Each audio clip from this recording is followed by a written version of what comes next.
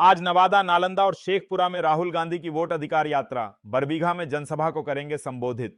कांग्रेस के वरिष्ठ नेता राहुल गांधी की वोट अधिकार यात्रा का आज तीसरा दिन है। मंगलवार सुबह राहुल गांधी गया से नवादा के रवाना हो गए। यहां से उनकी यात्रा नालंदा होते हुए शेखपुरा पहुंचेगी। बरबीघा में वह जनसभा को संबोधित करेंगे। गया रसलपुर गांव से नवादा जिला के लिए रवाना होते वक्त राहुल गांधी के समर्थकों की भारी भीड़ देखी गई। सड़क किनारे विभिन्न जगहों पर लोगों ने उनका जोरदार स्वागत किया। कार्यक्रम में शामिल कांग्रेस अल्पसंख्यक प्रकोष्ठ के प्रदेश अध्यक्ष उमैर खान उर्फ टीका खान ने बताया कि मतदाता अधिकार यात्रा के तहत राहुल गांधी गया से नवादा जिला के लिए रवाना हुए हैं। इससे पहले वे वजीरगंज प्रखंड स्थित हनुमान मंदिर में पूजा अर्चना करेंगे। इसके बाद गया जिले के जमुआ बाजार होते हुए नवादा जिला में प्रवेश कर जाएंगे। उन्होंने कहा कि सोमवार और मंगलवार सुबह तक गया जिले के विभिन्न जगहों पर उनका जोरदार स्वागत हुआ है। जनता ने यह दिखा दिया है कि वह लोग राहुल गांधी में विश्वास कर रहे हैं और जिस तरह से सत्ता पक्ष के द्वारा वोटरों का नाम काटने का साजिश किया गया है उसे जनता समझने लगी है। यही वजह है कि राहुल गांधी के कार्यक्रम में अपार जन समर्थन उमड़ रहा है। राहुल गांधी की वोट अधिकार यात्रा का काफिला आज नालंदा से होकर गुजरेगा।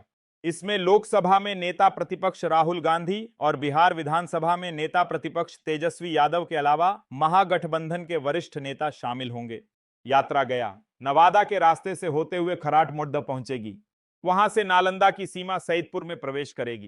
पहले खर्राट मोड्डा पर ही नेताओं के स्वागत की तैयारी की गई थी, लेकिन अब स्थल को बदल दिया गया है। अब खर्राट मोड़ के आगे सैदपुर स्कूल के मैदान में राहुल गांधी और तेजस्वी यादव का स्वागत कार्यक्रम होगा। स्वागत कार्यक्रम के बाद वोट अधिकार यात्रा वारसलीगंज होते हुए शेखोपुर सराय के रास्ते नालंदा जिले के अस्थावां प्रखंड के खेतलपुरा नौरोजपुर में दाखिल होगी और उसके बाद शेखपुरा के बरबीघा पहुंचेगी। बरबीघा में जनसभा को संबोधित करने के उपरांत वोट अधिकार यात्रा नालंदा के सरमेरा, रहुई, भागनबीघा एवं हरनौत के रास्ते पटना पहुंचेगी।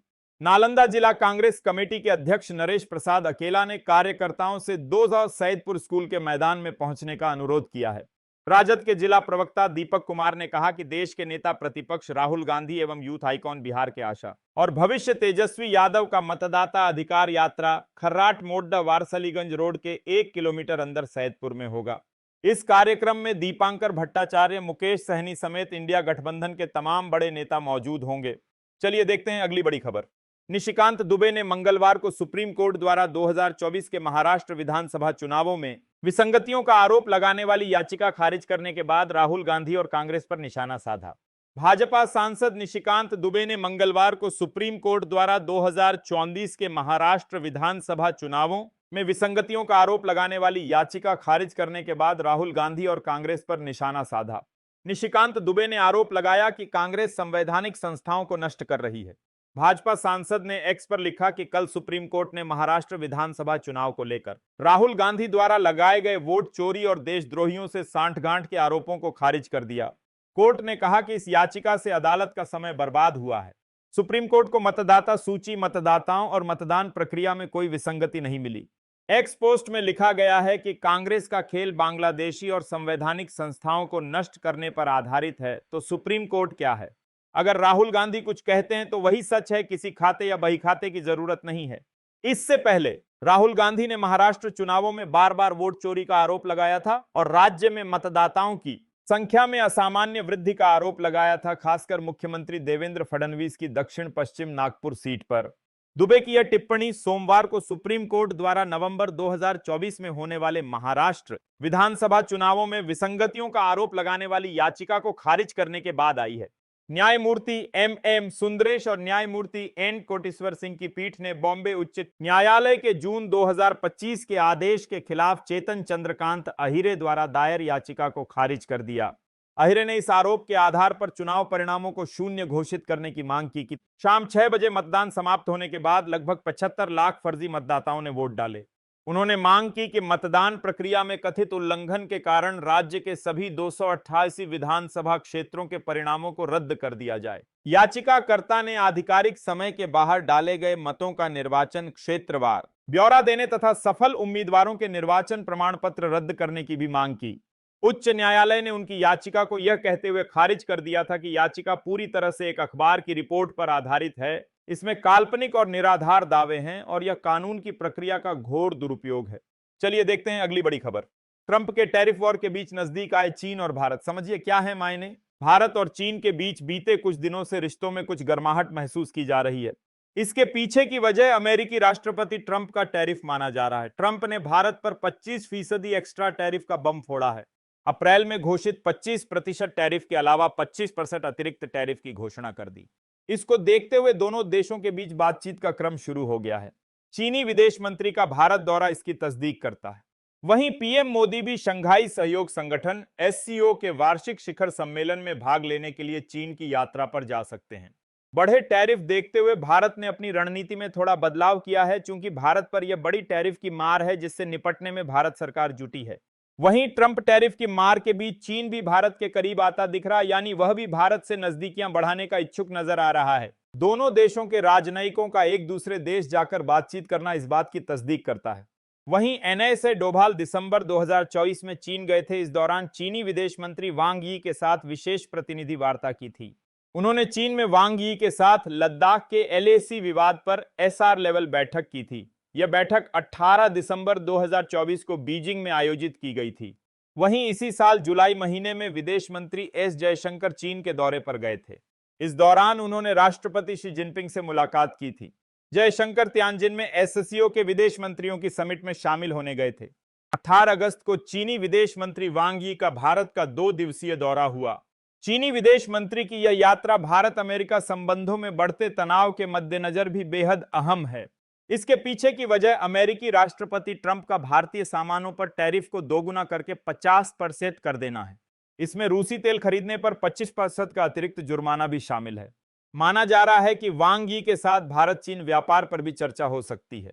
भारत सरकार ये कह चुकी है कि चीन के साथ संबंध सकारात्मक दिशा में हैं। भारत और चीन के बीच डायरेक्ट फ्लाइट्स की बहाली को लेकर भी बात बन सकती है। चीनी विदेश मंत्री मुख्य रूप से सीमा मुद्दे को लेकर विशेष प्रतिनिधियों की अगली दौर की वार्ता के लिए भारत की यात्रा पर हैं। दिल्ली पहुंचने के तुरंत बाद विदेश मंत्री जयशंकर ने वांग के साथ बातचीत की। जयशंकर ने वांग यी को बताया कि भारत चीन संबंधों को आपसी सम्मान, आपसी संवेदनशीलता और आपसी हित के सिद्धांत से निर्देशित होना चाहिए। जयशंकर ने आतंकवाद के मुद्दे को भी भारत के लिए बहुत जरूरी बताया। दोनों देशों के बीच इस बारे में विस्तार से बात हुई है। खास तौर पर संयुक्त राष्ट्र के जरिए आतंकवादी संगठनों पर अंकुश लगाने की व्यवस्था में भारत ने चीन का सहयोग मांगा है। वांग यी का यह दौरा भारत अमेरिका संबंधों के बढ़ते तनाव के बीच बेहद महत्वपूर्ण माना जा रहा है। वांग यी की यात्रा के दौरान भारत और चीन विवादित सीमा पर स्थायी शांति और स्थिरता के लिए नए उपायों पर चर्चा कर सकते हैं। चीनी विदेश मंत्री की यात्रा को दोनों ओर से अपने संबंधों के पुनर्निर्माण के लिए चल रहे प्रयासों के हिस्से के रूप में देखा जा रहा है। चीनी विदेश मंत्री भारत के राष्ट्रीय सुरक्षा सलाहकार एनएसए अजीत डोभाल के साथ सीमा मुद्दे पर विशेष बातचीत करेंगे। वांग और डोभाल सीमा वार्ता के लिए नॉमिनेट किए गए स्पेशल रिप्रेजेंटेटिव हैं।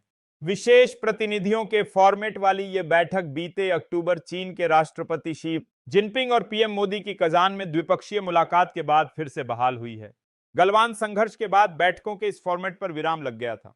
चीनी राष्ट्रपति शी जिनपिंग ने भारत के 3 आधिकारिक दौरे किए हैं। पहला दौरा सितंबर 2014 में हुआ था, जब वे अहमदाबाद और नई दिल्ली आए थे। दूसरा दौरा 2016 को गोवा में ब्रिक्स शिखर सम्मेलन के दौरान, तो तीसरा दौरा अक्टूबर 2019 में चेन्नई के पास महाबलीपुरम में हुआ था। चीनी विदेश मंत्री की यह यात्रा बहुत महत्वपूर्ण है। यह पीएम मोदी की चीन यात्रा की तैयारी का एक अहम हिस्सा माना जा रहा है। पीएम मोदी 7 वर्षों के अंतराल के बाद इस महीने के अंत में शंघाई सहयोग संगठन एससीओ के वार्षिक शिखर सम्मेलन में भाग लेने के लिए चीन की यात्रा पर जा सकते हैं। कहा जा रहा है कि वहां उनकी मुलाकात चीन के राष्ट्रपति शी जिनपिंग से भी हो सकती है। हालांकि इस मुलाकात की पुष्टि अभी तक नहीं हो पाई है। पीएम मोदी ने आखिरी बार 2018 में चीन का दौरा किया था।